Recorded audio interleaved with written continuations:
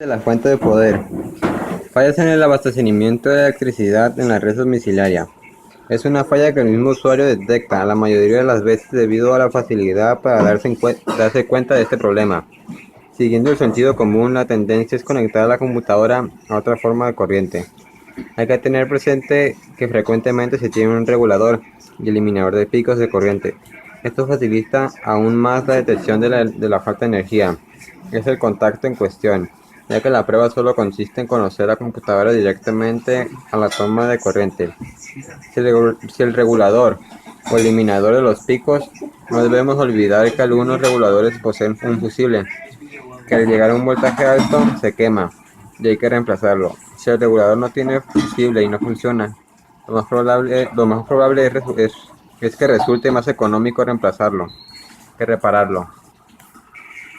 Fallas en el botón de encendido. Las partes que conforman el panel frontal son Power LED, foco indicador de encendido, Power SW, conector para interruptor de encendido, Reset, conector para interruptor de inicio,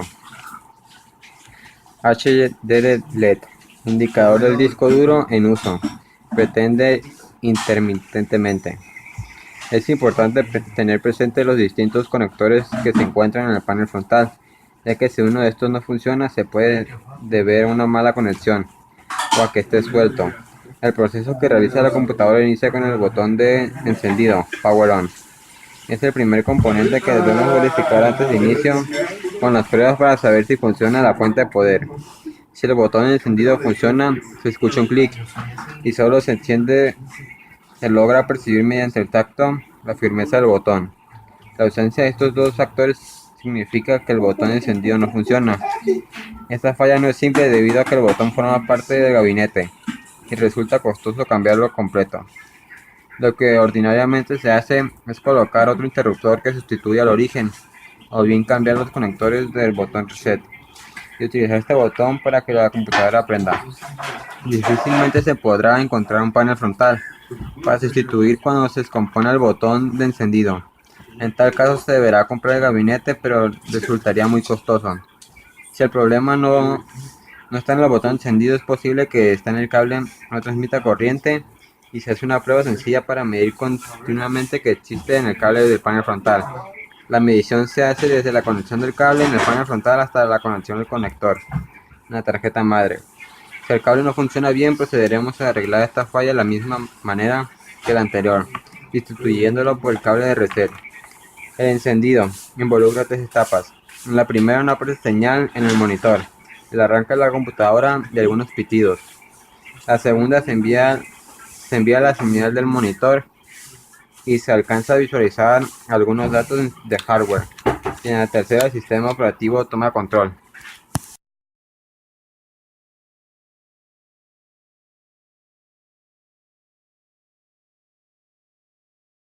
Partes internas de la fuente de alimentación.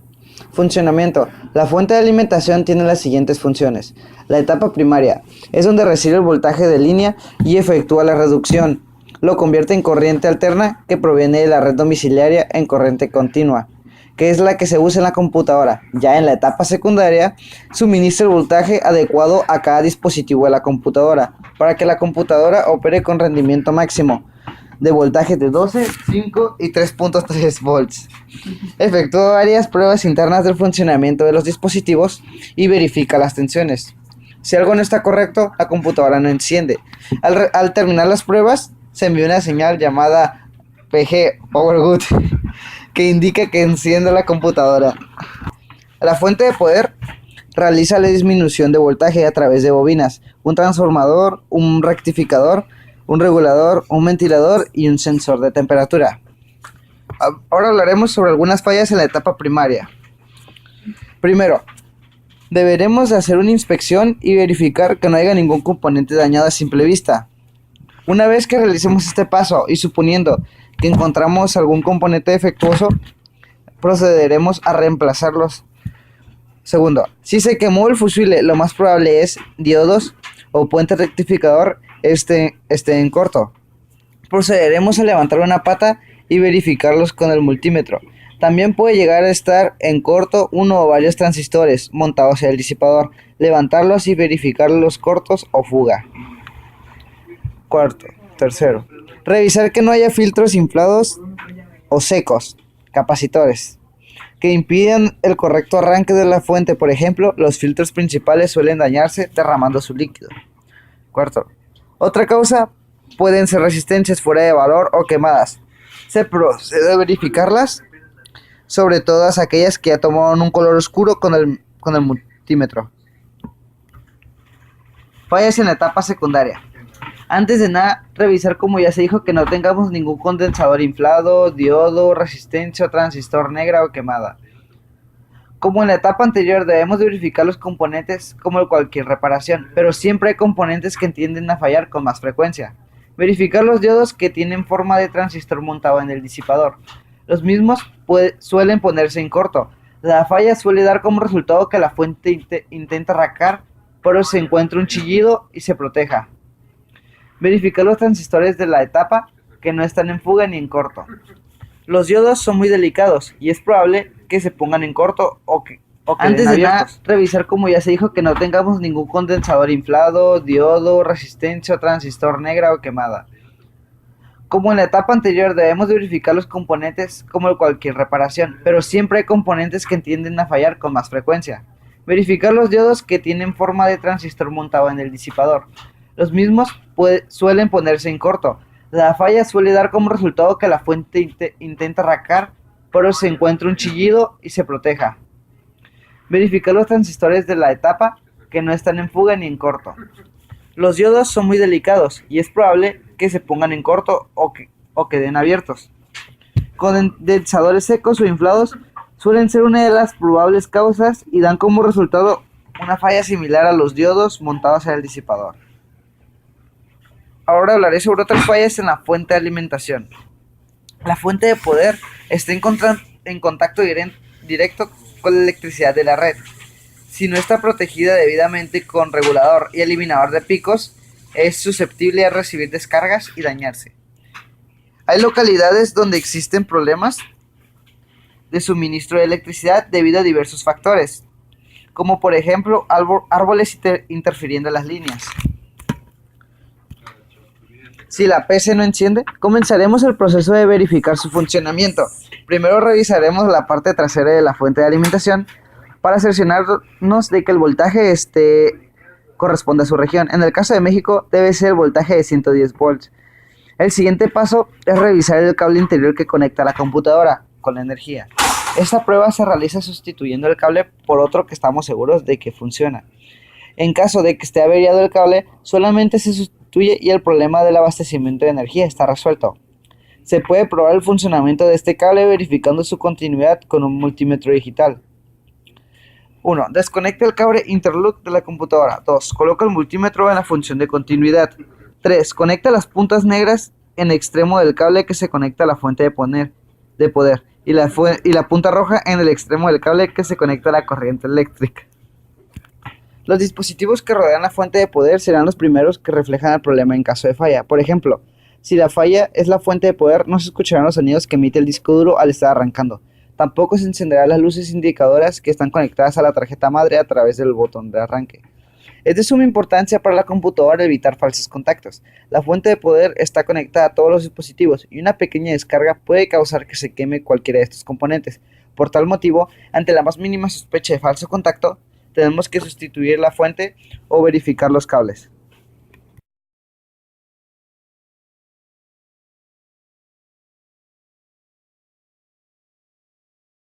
Fallas en el sistema del sonido. Las fallas de sonido son muy poco comunes, pero suceden y son simples por ese motivo.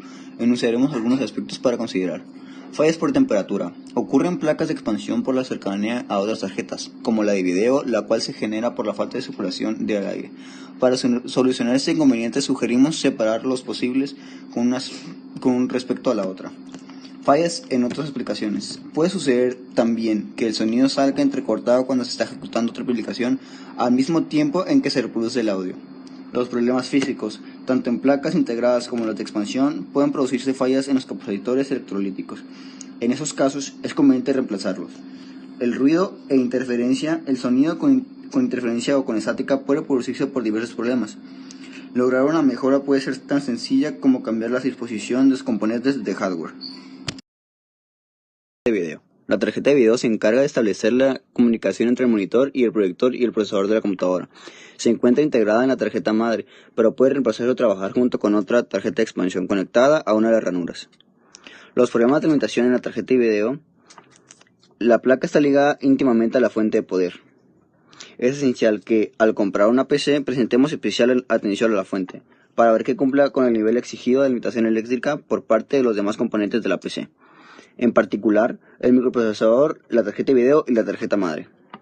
Los problemas ocasionados por la falta de eficiencia o alimentación son variados, y por lo general afectan a los componentes más esenciales de la placa, como capacitores, microfusibles y conectores de entrada. Problemas típicos. Los problemas más frecuentes que puede sufrir un procesador gráfico están relacionados con su temperatura. En ese aspecto, se asemejan a los microprocesadores convencionales, ya que esos también son susceptibles a padecer problemas asociados a este factor. A causa de estos problemas de temperatura, se hace necesario tomar cuidados con las placas, tendientes a evitar que el procesador gráfico alcance tales valores calóricos y se dañe. También resulta de mucha utilidad tener un gabinete bien ventilado y con suficiente espacio, de modo tal que permita una circulación de aire fluida y evite la acumulación de calor. Otro problema que puede el rendimiento de los procesadores gráficos están relacionados con conflictos con drivers, dado que esos poseen comandos necesarios para manejar tales micros, y en el caso de que alguno falle podría repercutir en el procesador gráfico. Problemas con controladores de video. Los controladores son componentes muy importantes para el buen funcionamiento de la placa de video. Definir exactamente qué son los drivers. Se trata de programas informáticos comúnmente llamados software, que permite al sistema operativo interactuar y controlar un dispositivo periférico, realizando una abstracción del hardware y brindando una interfaz gráfica para manejarlo. Se le conoce como comunicación entre el hardware y el software, sin la cual estos no podrían funcionar correctamente. Existen varios tipos de drivers, los genéricos y los de fábrica. Las fallas típicas por drivers son los controladores mal instalados, controladores desactualizados, drivers erróneos, incompatibilidad de drivers, controladores adecuados.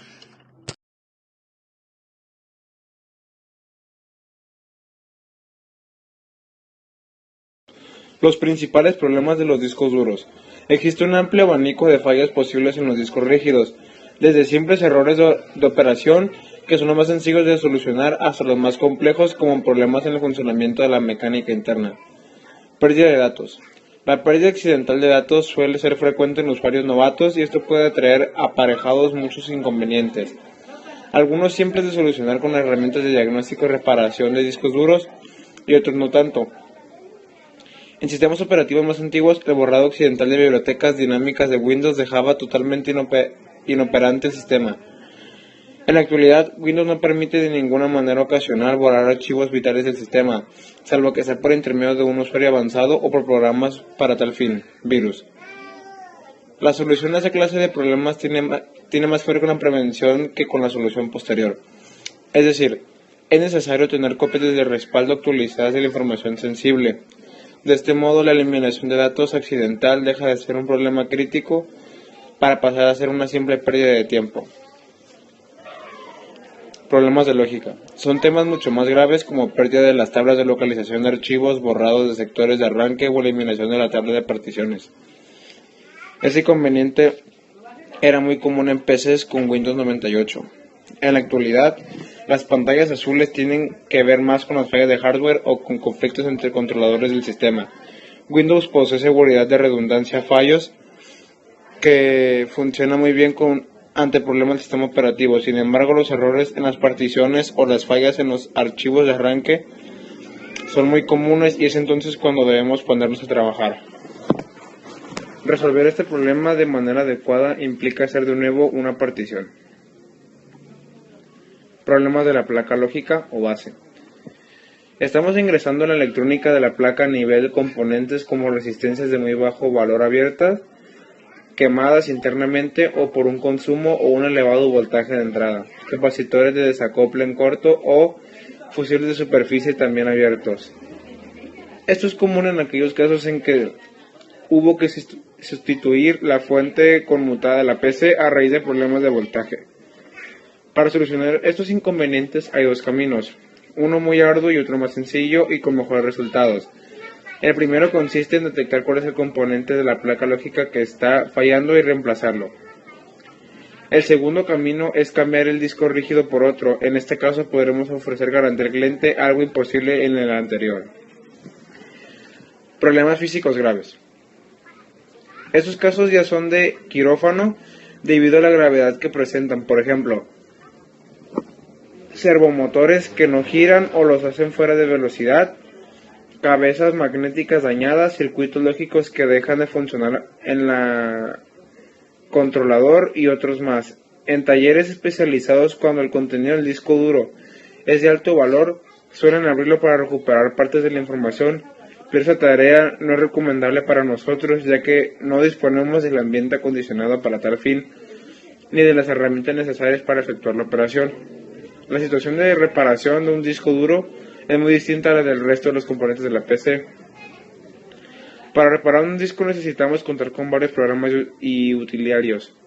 La manera más eficiente de trabajo es tener todas estas herramientas en un CD de autoarranque, considerando aquellos casos en los que resulta imposible ingresar al disco duro. Hay que considerar que, antes de formatear el disco duro, debemos buscar la manera de recuperar la información a su estado anterior, porque no siempre borrar todo es la solución más práctica o rápida.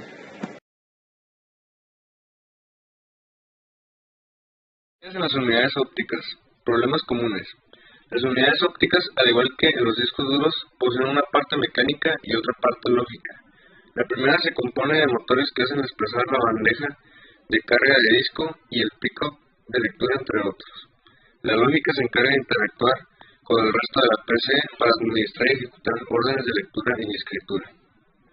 Hay 10 componentes internos de las unidades ópticas: láser lector, eje del motor, motor de giro, motor de desplazamiento, casquillo, riel de desplazamiento, engranajes, soportes amortiguadores del chasis, switch o interruptor y conectores, y también escobilla de los motores. Fallas iniciales. Al realizar una reparación tenemos que inspeccionarla en detalle, el estado de las partes mecánicas que lo componen.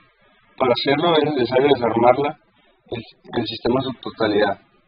Si se presentan problemas con la entrada y salida de la bandeja de CD, debemos realizar una inspección visual de los engranajes para comprobar que todos los dientes estén en buen estado.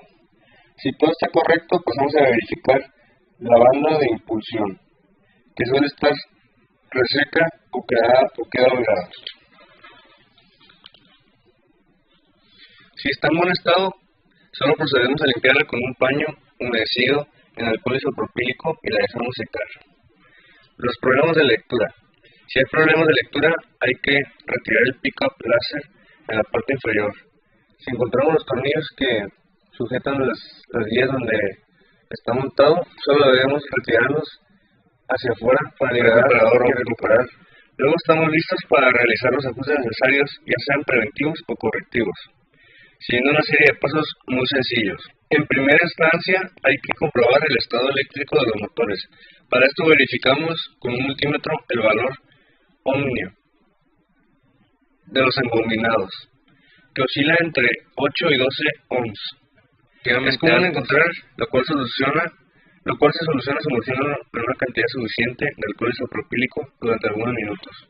Luego lo dejamos secar y con una fuente reguladora aplicamos un voltaje de 12 voltios en sus terminales durante 20 segundos. A continuación, invertimos la polaridad y volvemos a aplicar este voltaje.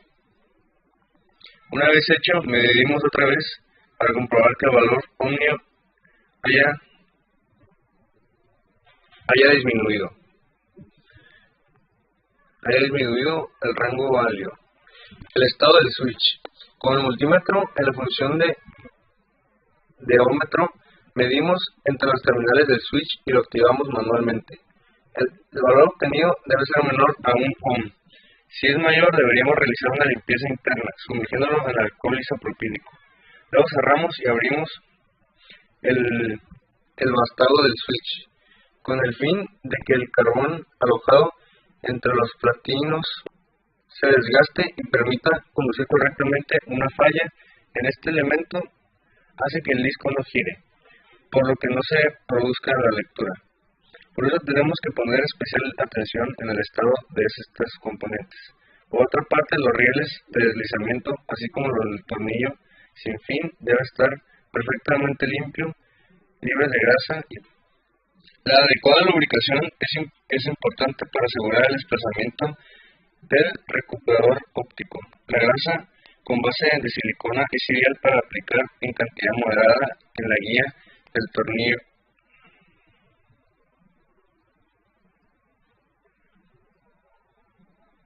El multímetro en función de continuidad y comprobamos que exista en cada una de las terminales.